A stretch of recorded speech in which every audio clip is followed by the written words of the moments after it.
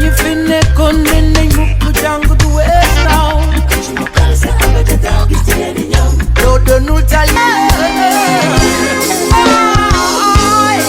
life is a school yo mag yu baax ñi fi nekkoon ne nañ mukk jàng du wees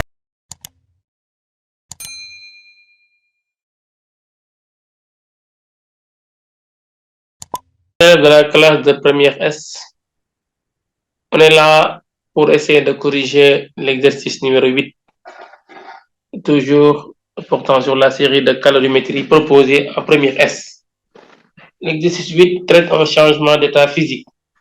C'est la glace à l'état solide qui, mélangée avec de l'eau chaude,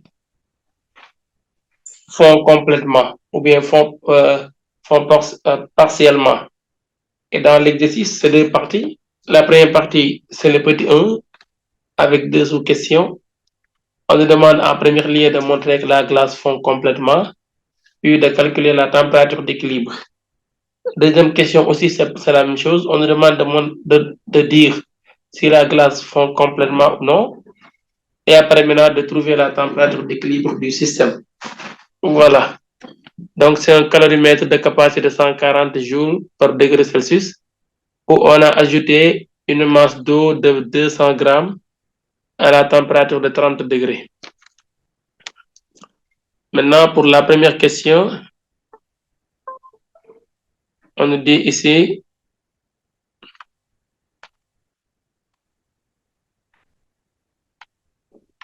pour la première question, on nous demande de montrer que la glace fond complètement.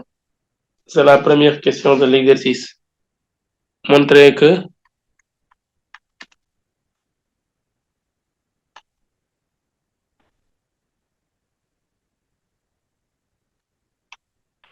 la glace fond complètement.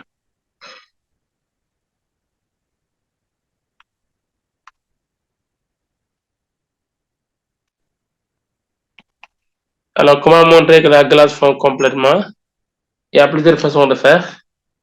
On peut considérer que la glace fond complètement et calculer la température d'équilibre du système. Si c'est supérieur, si c'est positif, la réponse est oui, la glace fond complètement. Et la température trouvée, c'est celle de l'équilibre. Si c'est négatif, la réponse est impossible, la glace ne fond pas complètement. Ou si c'est nul. On peut aussi comparer la quantité de chaleur nécessaire pour fondre la glace et comparer ça avec la quantité de chaleur absorbée donnée cédée par le système calorimètre plus eau. Si la quantité de chaleur donnée par le système calorimètre plus eau est supérieure à la quantité de chaleur nécessaire pour fondre la glace, alors la glace fond complètement. Si tel n'est pas le cas, la glace fond partiellement. Maintenant, ça c'était petit a. Alors, on va comparer la quantité de chaleur nécessaire pour fondre la glace. Alors ici, soit QNG égale quantité de chaleur nécessaire pour fondre complètement la glace.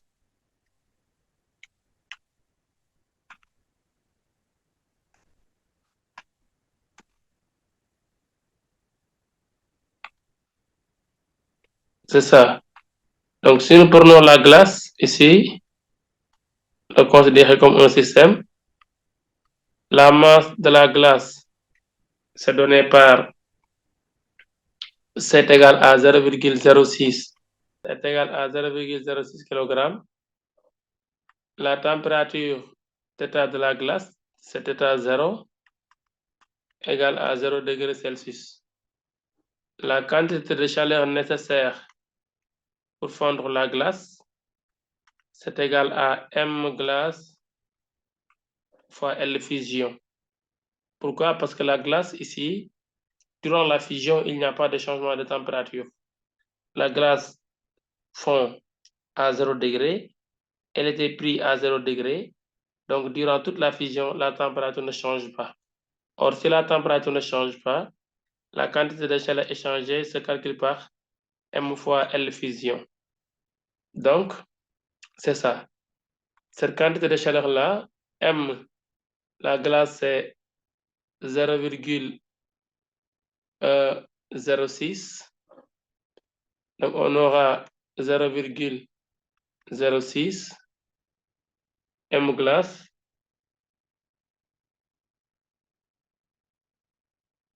multiplié par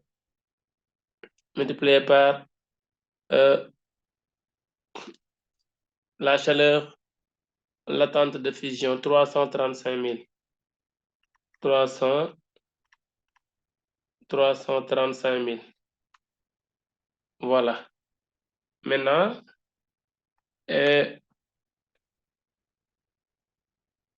M glace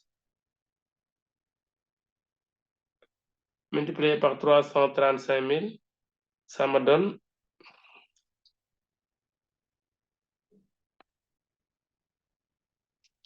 20 100. Ça me donne égal à 20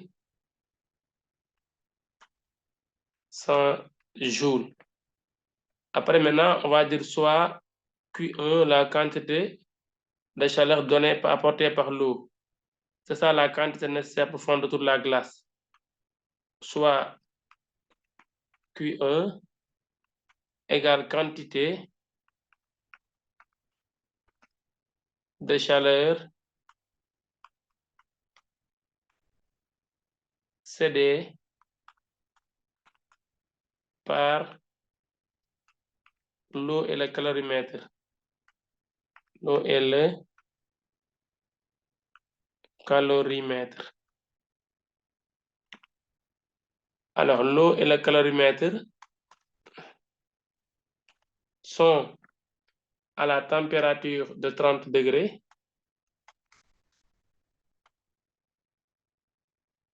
La capacité C du calorimètre est égale à 140. La capacité du calorimètre. La masse M1 de l'eau est égale à 200 grammes, c'est-à-dire 0,2 kg. La chaleur massique de l'eau, c'est 4180. CO 4180. Donc, la quantité de chaleur apportée par ces deux-là, c'est la participation du calorimètre, Qcal, plus la participation de l'eau, Qo.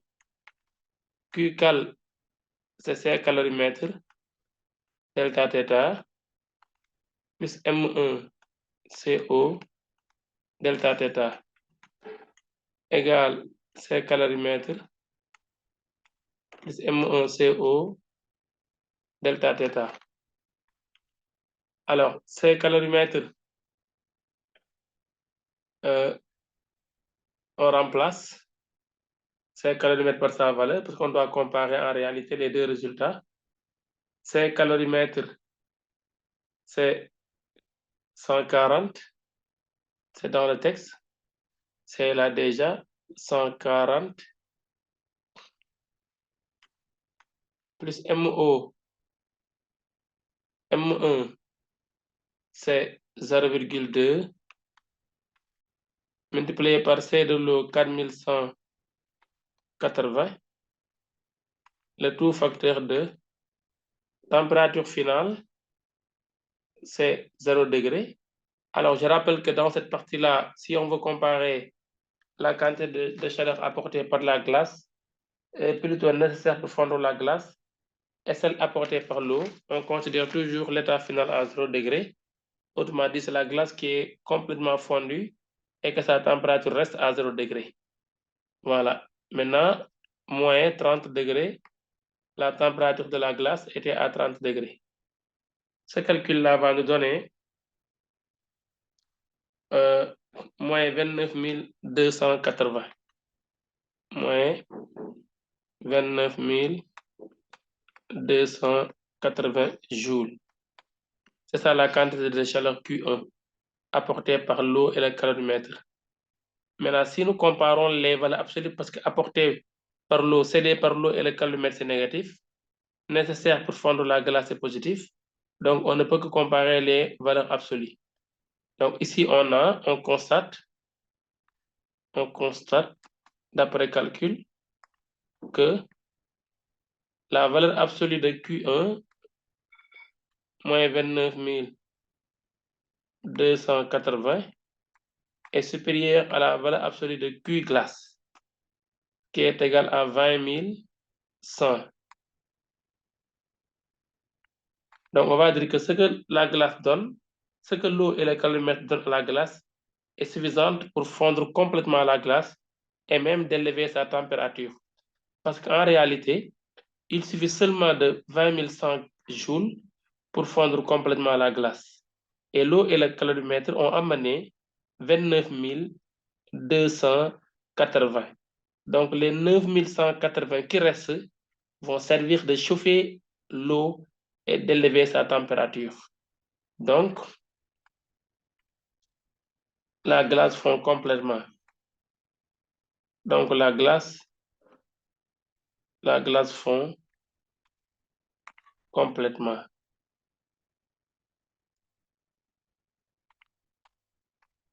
Voilà une façon de faire et de ne pas anticiper sur le calcul de la température finale du système. Parce que là, après, on me demande de calculer la température finale du système.